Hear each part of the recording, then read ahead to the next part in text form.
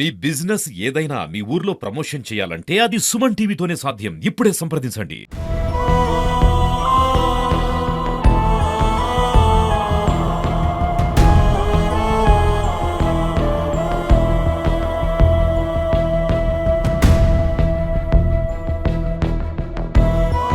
Welcome to Suman TV. ప్రస్తుతం మనం మహబూబాద్ జిల్లాలో ఈవే పుష్పల్ శివారు శ్రీతాతండ గ్రామ పంచాయతీ నుండి ఈవే తండలు ఉన్నాం. ఈవే తండలో మొత్తం ఒక హృదయ విదారక ఘటన చోటు చేసుకుంది.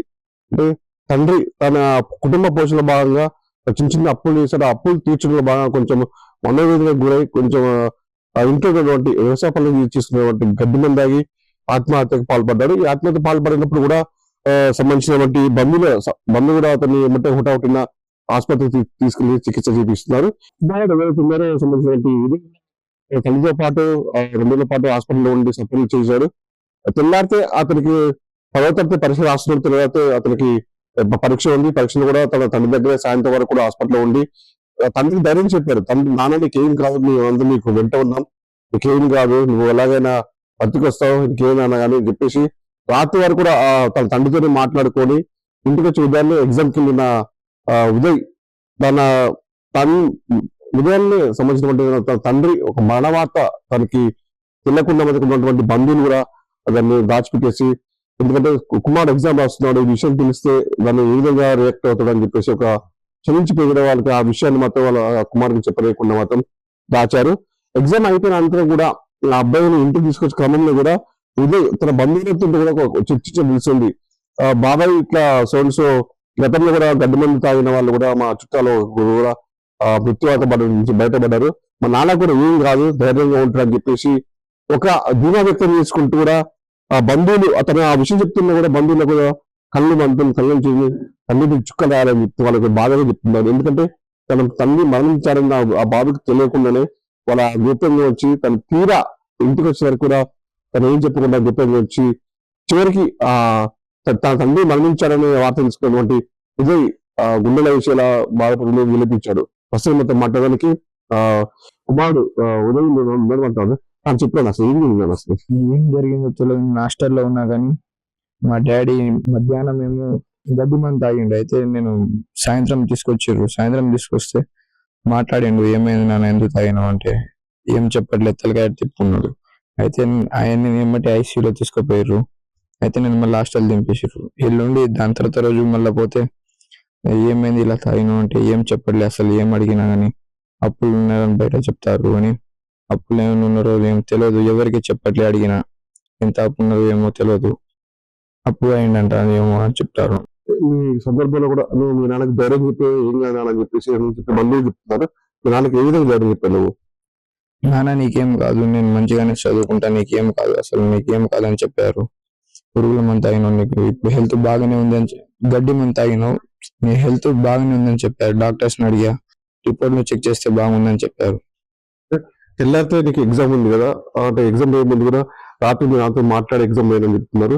నీకు అంటే మీ నాన్న మృత్యువార్త చనిపోయింది మీకు ఎవరు చెప్పారు? నీకు ఏ విధంగా అసలు? పొద్దుగాల ఎగ్జామ్ రాత్రి ఏమో వెళ్ళిపోయినా నేను మాట్లాడి. అయితే పొద్దుగాల ఎగ్జామ్ రాత్రి ఫోన్ చేస్తే మంచిగానే ఉన్నాడు, బీపీ ఆక్సిజన్ లెవెల్ మంచిగానే ఉందని చెప్పారు. కానీ నేను వెళ్ళే గంట తర్వాత చనిపోయిందంట. అయితే నాకు ఎవరు చెప్పలేదు. తర్వాత రోజు ఎగ్జామ్ రాసి మధ్యాహ్నం తీసుకొచ్చారు ఇక్కడ గవర్నమెంట్ హాస్పిటల్ దగ్గర. ఎగ్జామ్ రాసిన కొద్ది మీ ఆలోచనలో అసలు ఏమేమి నాన్న గురించి? ఒకవైపు అంటే 10వ తరగతిలో కూడా విద్యార్థుల భవిష్యత్తు కీలకమైంది కదా, ఒకవైపు మీ నాన్న ఆ విధంగా ఉన్నాడు, ఒకవైపు నీకు ఎగ్జామ్ వస్తున్నాడు, నేను మనసులో ఆలోచన ఏ విధంగా ఉన్నాడు అసలు? డాడీ చెప్పింది ఒకటే, మంచిగా చదువుకొని మంచిగా ఎగ్జామ్ రాయి, నేను ఉన్నా లేకున్నా నువ్వు మంచిగా ఉండని చెప్పారు. తోటి బంధువులు కూడా నువ్వు చెప్తుంటే కూడా వాళ్ళు రోధిస్తున్నారు, వాళ్ళకి ధైర్యంగా ఉండాలి. ఏం చెప్తావు వెళ్ళే వాళ్ళకి? ఇక అందరికి ఎవరు లేరు, ఇక నేనున్నా. చదువుకుని నువ్వేం కావాలనుకుంటున్నావు? నేను రైల్వే లేకుంటే షిప్ డ్రైవింగ్, మర్చెంట్ నేవీ ఏదో ఒకటి. అసలు మనం వాళ్ళ బంధువులతో మాట్లాడే ప్రయత్నం చేద్దాం. చెప్పండి, ఆ బాబు చెప్తున్నా కూడా బంధువులు కొంచెం అంటే రోజులు చేస్తున్నారు, అసలు మీ ఫీలింగ్ ఏదో ఉంది? దాంట్లో ఫీలింగ్ ఏమైనా సరే ఏంటంటే బాబుకి ఏమైనా ఉంటే నేను చూసుకోండి, ఎత్తది ఉంది కదా, దాంతో పాటు మంచిగా చూసుకుంటే చదివించాలి, దానికి ఇక ఆ విధంగా ఫాలో చేయాలని చెప్పేసి. అవునవును, చెల్లలేదు, బాబు ఒక్కడే. పాప చిన్న ఉంటే 1 నెల తర్వాత చనిపోయింది అమ్మాయి, బాబు ఒక్కడే, ఇక తల్లి అంతే. ఇక మీరు చెప్పండి, ఏ విధంగా చూసి ఇట్లా ఏ విధంగా అనిపిస్తుంది మీకు? ఇట్లా మా అన్నయ్య మంచిగానే ఉన్నాడు. పరుగు అది గడ్డి మంది తాగిందట. బతుకుతారని చెప్పారు కానీ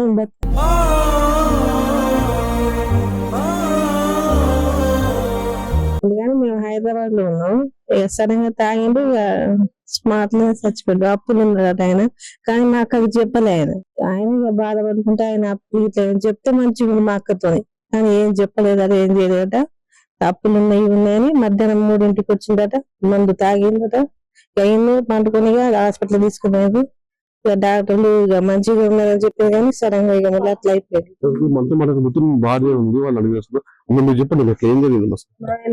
నాకు ఏం చెప్పలేదు సార్. కొంచెం గడ్డి మంది తాగి ఫోన్ చేసింది ఇంటికి రమ్మని. అంటే ఇంటికి వస్తానా ఇప్పుడు వస్తానని అక్కడ కోనకు వచ్చి తాగి ఇంటి వరకు ఇక్కడనే మిరకాలు వేరుతున్నాను నేను. తాగి పండుకున్నాడు. అయితే ఇక్కడ బర్రెలు వాళ్ళు చూసిరట లేపు.